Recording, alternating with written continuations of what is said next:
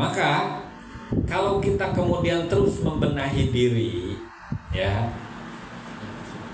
ini nanti kita akan memahami diri kita itu siapa. Masuk nih, setelah tadi iblis, malaikat, sekarang manusia. Manusia tuh kayak gimana?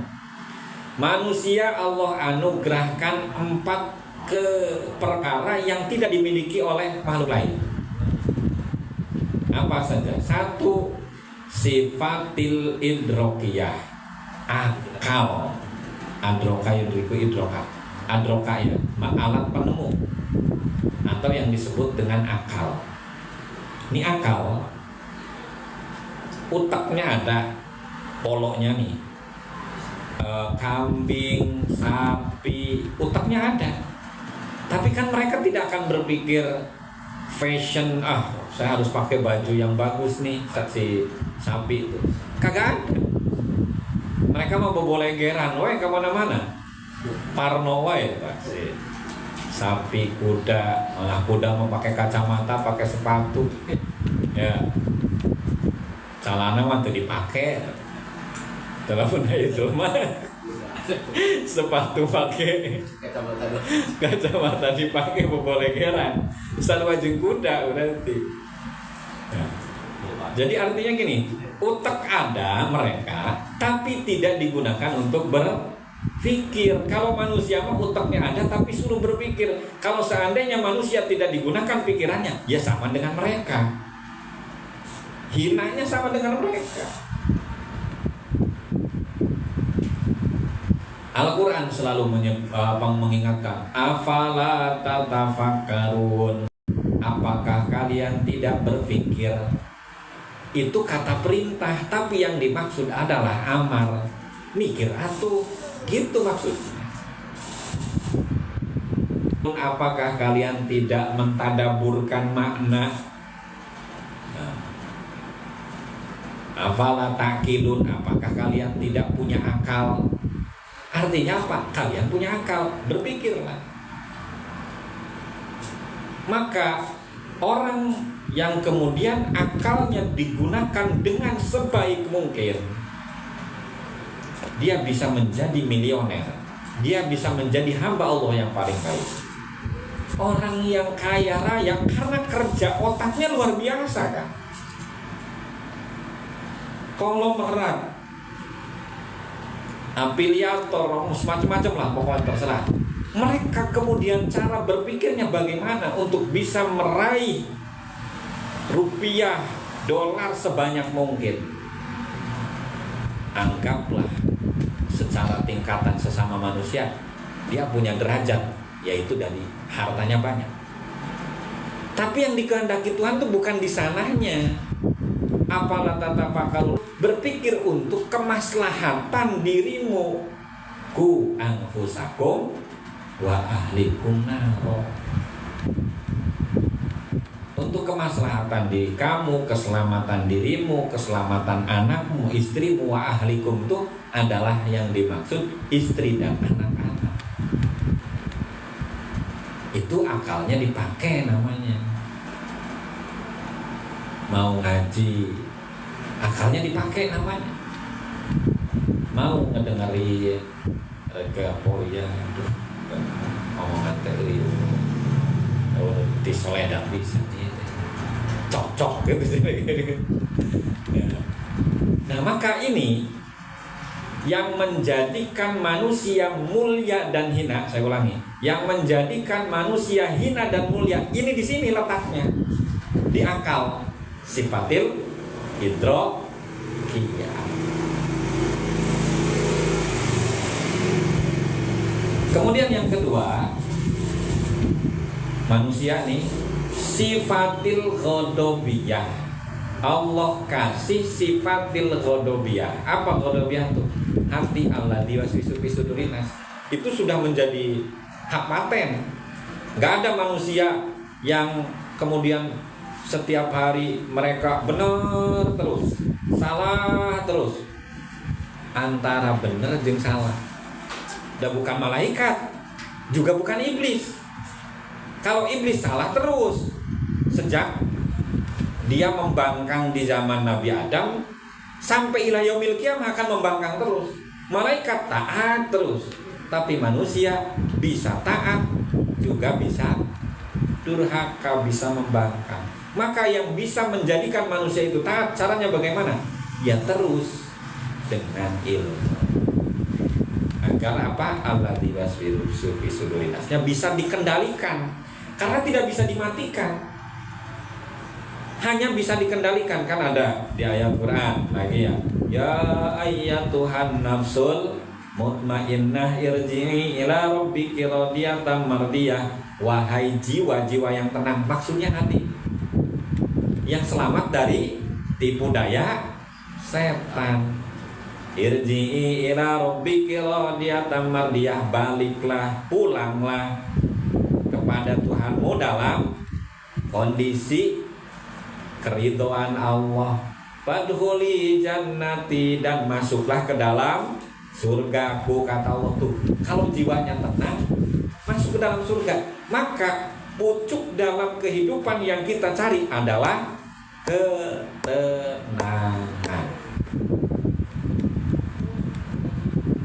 Kalau kita ditanya, kalian nyari apa di dunia ini? Paling tinggi itu ketenangan, sakinah. Kan kita kadang-kadang hidup pakai ukuran, batur mobilna ganti, batur rumahna alus, batur emasna 1 kilo, macam-macam, sehingga menjadi tolak ukur. Nah inilah gak menjadi nilai syukur. Sifatil ghadabiyah ya. Nah ghadab itu namanya benci. Sifatil ghadabiyah, dikasih sama Allah. Apa bala tentaranya atau teman-temannya ghadabiyah nih? Iri, hasud, dengki, takabur, sum'ah, sombong. Itu temennya sifatil ghadabiyah, diantaranya itu. Dan itu bersumber dalam diri setiap manusia, Pak. Ketika kita dikasih lebih dalam ilmu, mana lulusan naon, ngentengkeun orang lain. Aing mah SPD, MPD, PHD lagi diskon 50%. Ya.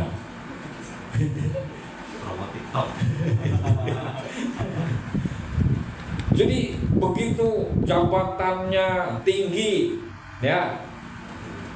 Kemudian mobilnya lebih bagus, walaupun bunyinya sama, plit,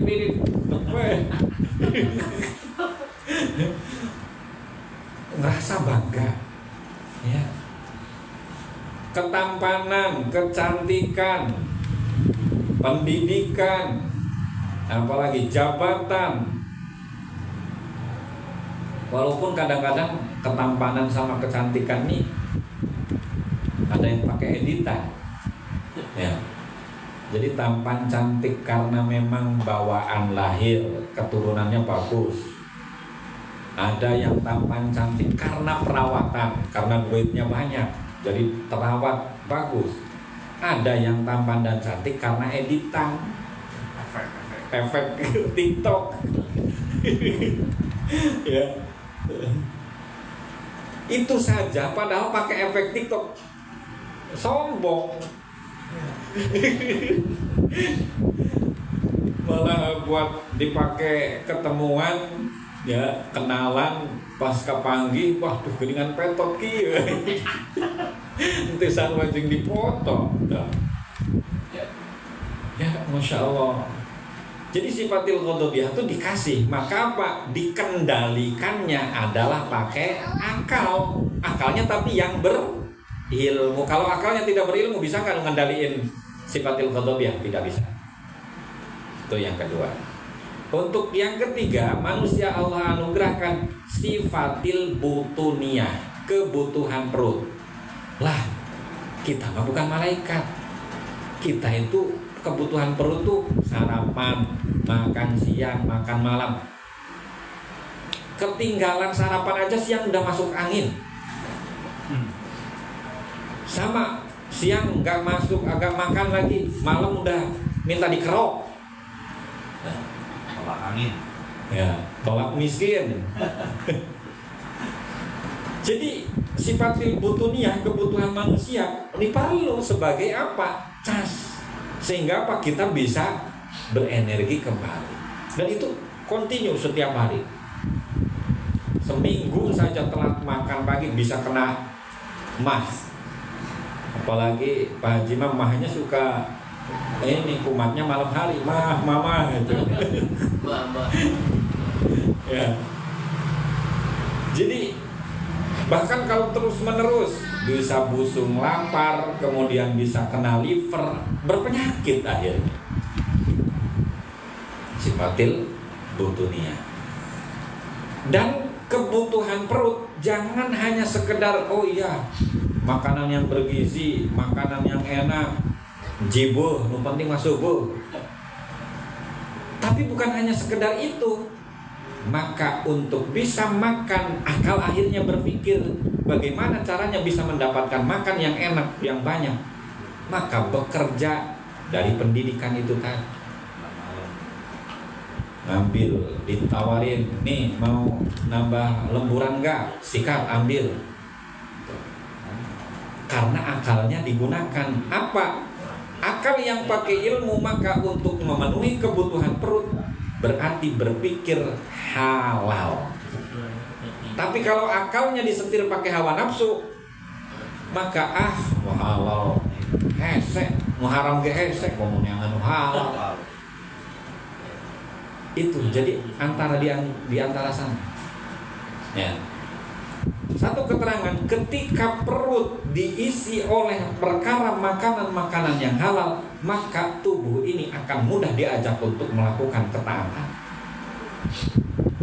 Nah, saya padahal makanan-makanan halal tapi taat hese. Nah itu memang dasar. Alladzi waswisu fi sudurina.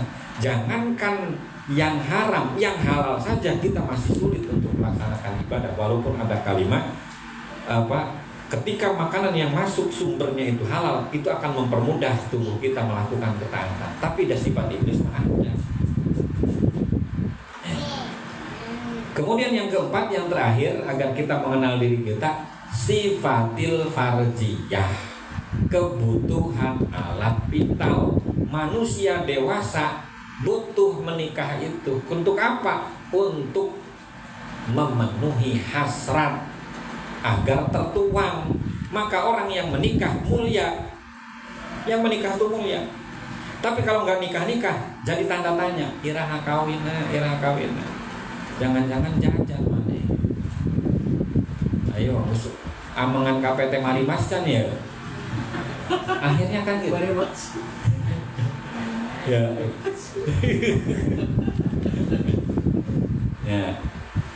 Puskesmas, pusat kesenangan mas-mas. Karena 3 hari laki-laki dari konsumsi makan apa yang ia makan langsung masuk ke dalam tulang sumsum.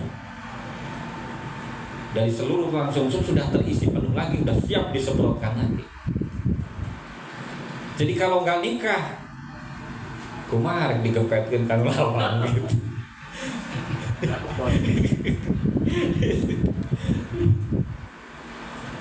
Nah malaikat kan layu nakahun, dia tidak menikah karena nggak ada hawanya. Maka ini artinya apa? Musuhnya akal itu 3. 1 wadobiyah, 2 butuniyah, 3 farjiyah.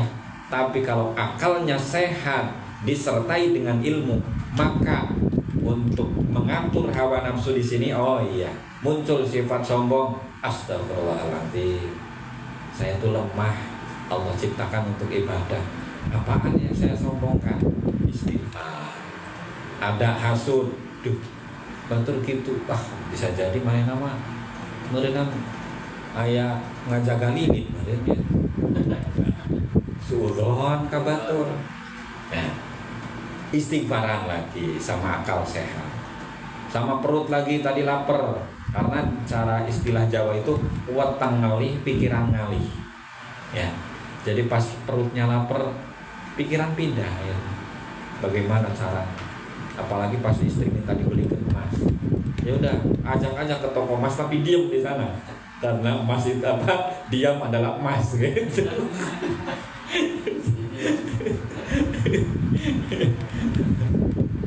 Jadi semua ya yang ada pada diri manusia ini, kalau disertai oleh ilmu yang kemudian ilmunya menjadi panduan kehidupannya, maka manusia itu akan selamat dari tipu daya setan.